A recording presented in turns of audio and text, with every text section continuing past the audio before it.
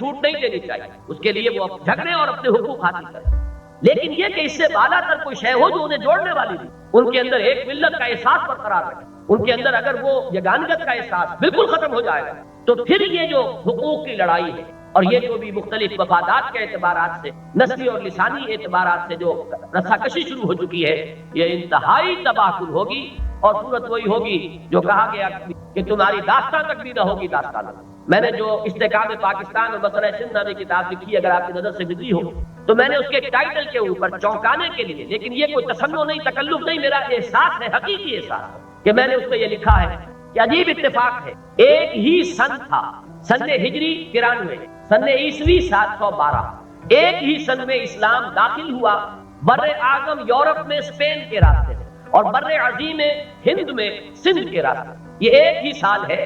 اور حسن اتفاق کہیے، یہ دونوں ملکوں کا نام جو ہے سین سے شروع ہوتا ہے، ادھر سندھ میں محمد ابن قاسم داخل ہوئے رحمت اللہ علیہ، ادھر اسپین میں طارق نمبر کنارہ اندو سفینہ سو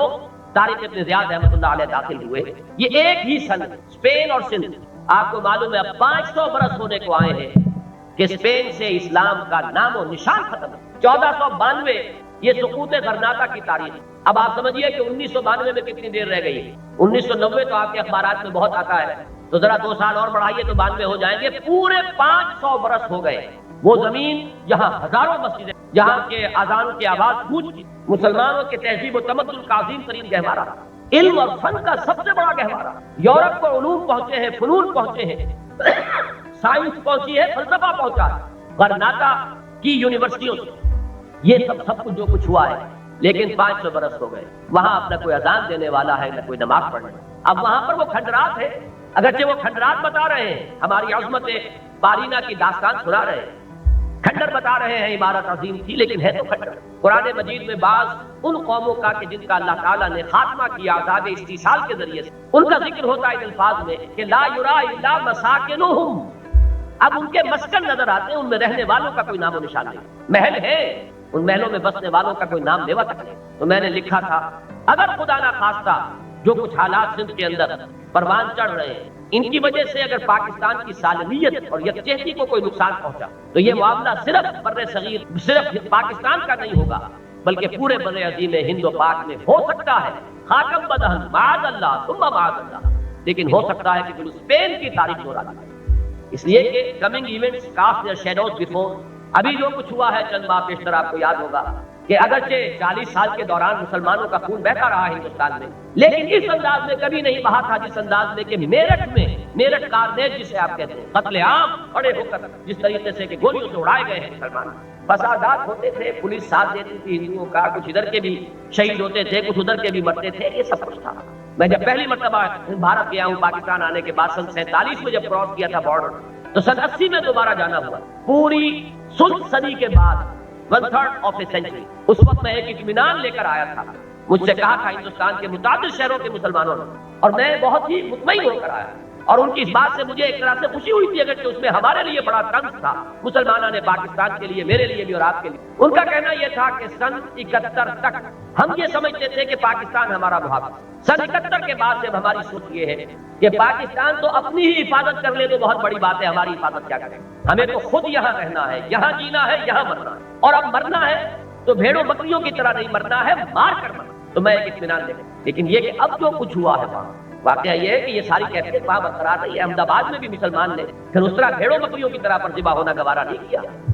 علی گڑھ کا مسلمان بھی جو ہے اس نے مقابلہ کیا، لیکن جو کچھ میرٹھ میں ہوا ہے یہ ہے اصل میں آئی اوپنر کہ اگر حالات کہیں پاکستان کے خراب ہو گئے، ہندو ایک سائیکی ہے، ہندو کی ایک اس کی ذہنیت ہے، چاہے وہ ہم سے اس وقت 10 گنا بڑا ہو چکا ہو، طاقتور ہو چکا ہو، 100 گنا بھی ہو جائے، تب بھی ایک خوف اس کے ذہن میں ہے، جب تک شمال مغرب میں ہندوستان کے یہ پاکستان کے نام سے ملک موجود ہے، اس کے ذہن میں خوف، اور یہ خوف ہے جو اسے روکے ہوئے۔ جس روز یہ خوف ختم ہو گیا، میں نے ابھی تھوڑی دیر ہوئی ایک صاحب سے بات ہو رہی تھی تو مایوسی کا ایک مظہر میرے سامنے آیا، اور مجھے یاد آیا سن 48 کا ایک واقعہ، وہ بھی میں آپ کو سنا دوں۔ میرے والد صاحب اس وقت پاکستان آنے کے فوراً بعد قصور میں سرکاری ملازم تھے، وہاں پر ان کی اس وقت پوسٹنگ تھی، میں گورنمنٹ کالج لاہور میں پڑھتا تھا، ہر اتوار کو میں جاتا تھا، 30 میل کا تو کل فاصلہ ہے۔ وہاں میں نے دیکھا کہ بہت سے میو قافلے واپس ہندوستان جا رہے ہیں، وہ راستہ وہی تھا قصور سے ہو کر اور فیروز پور کی طرف، ہزاروں کی تعداد میں قافلہ در قافلہ میو جو آئے تھے پاکستان وہ واپس جا رہے ہیں ہندوستان. میں نے ایک بوڑھے میو سے پوچھا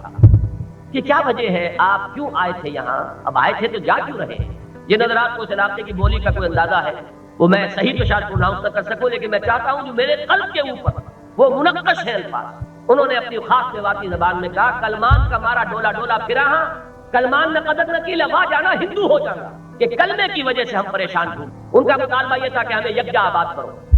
ایک ضلع سے آئے ایک ضلع میں آباد کرو، چاہے وہ بارڈر ڈسٹرکٹ ہو ہمیں پرواہ نہیں، ایک ضلع میں آباد کرو. لیکن انہیں منتشر کیا جا رہا تھا، کوئی کہیں چلا جائے کوئی کہیں چلا جائے. اس پر بڑھ گئے اور بالآخر انہوں نے فیصلہ کیا کہ ہم ہندوستان جاتے ہیں. اور یہ جملہ اس بوڑھے بیو کی زبان سے میں نے سنا کہ ہم اس کلمے کی وجہ سے پریشان گھوم رہے ہیں. کلمان کا مارا ڈولا ڈولا پھرا، کلمان نے قدر نہیں کی، کلمے نے ہماری قدر نہیں کی، ہم گھر بار چھوڑ کر آئے یہاں پر، لیکن اس کلمے نے ہماری قدر نہیں کی، لوا جانا ہندو ہو جانا. چلو دیکھا جائے گا، ہندو ہو جائیں گے، ہندوستان جائیں گے. آج میں نے اپنے ایک دوست اور عزیز کی زبان سے الفاظ سنے کہ جی کچھ بھی ہو جائے، ہندوستان کے ساتھ کنفیڈریشن ہو جائے، یہ ڈیوائیڈڈ فیملیز تو آپس میں ملیں گی، ملنا جلنا تو ہوگا. میرا واقعہ یہ ہے کہ جو میری کیفیت ہوئی ہے سننے پہ سن کر، اور یہ ظاہر بات ہے کہ کسی ایک شخص کی سوچ نہیں، یہ سوچ بڑے پیمانے پر اب پہنچ گئی. جن کے بھی ذہن سے اوجل ہو گیا ہے یہ پاکستان بنا کیوں، یا مایوسی جاری ہو گئی ہے کہ کچھ نہیں ہو سکتا، اب اس کے بعد اس کا ایک فطری رد عمل جو ہے وہ یہ ہو رہا. پوری تاریخ میں نے جو استحکام پاکستان میں لکھا 400 برس کی تاریخ ہے پشت پر. الف ثانی کا پورا تجدیدی سرمایہ جو ہے وہ در حقیقت بر صغیر پاک و ہند حضرت مجدد الف ثانی، حضرت شیخ عبدالحق محدث دہلوی، شاہ ولی اللہ دہلوی، تحریک شہیدین، اس کے بعد اس دور میں مولانا شیخ الہند مولانا محمود الحسن رحمۃ اللہ علیہ، پھر جس طریقے سے تبلیغی جماعت اسلامی، علامہ اقبال، یہ ساری تاریخ. کیا حال یہ ہمارا ہو گیا ہے کہ پاکستان جن ولولوں سے، جن امیدوں سے، جن آرزوؤں سے، جن امنگوں سے بنایا گیا تھا، آج ہمارے اچھے بھلے لوگوں کے ذہنوں پر اس درجے یاس اور نا امیدی کا رنگ طاری ہو چکا ہے کہ یہ جملہ بھی ایک اچھے بھلے سمجھدار انسان کے، دینی مزاج رکھنے والے انسان کے یہ جملہ بھی برآمد ہوا ہے. تو واقعہ یہ ہے کہ اس وقت ہم میں سے ہر شخص کے لیے یہ وہ جو اقبال کا ایک مصرع ہے کہ یہ گھڑی محشر کی ہے طور سے محشر میں ہے، پیش کر غافل عمل کوئی اگر دفتر میں ہے. ہمیں اپنی اس یاس اور نومیدی کی وجہ سے اپنے اعصاب کو شل نہیں ہونے دینا چاہیے. کچھ کرنے کے لیے، اپنے فرض کی ادائیگی کے لیے کمر بستہ رہنا چاہیے. یہ ضرور ہے کہ سوچتے رہنا چاہیے کہ ہمارے طریقہ کار میں کہیں خامی تو نہیں. ہم نے جتنی بھی دینی جماعتیں ہیں، دینی تحریکیں ہیں، کسی کے خلوص پر شک نہیں، لیکن ہر ایک کو اپنی جگہ پر سوچنا چاہیے کہ کہیں ہمارے طریقہ کار میں غلطی ہو، کہیں ہو سکتا ہے کہ روم فار امپروومنٹ ہو، کہیں بہتری کا معاملہ ہو سکتا ہو. یہ سوچا جائے، اس میں کہیں متحجر نہ ہو جایا جائے،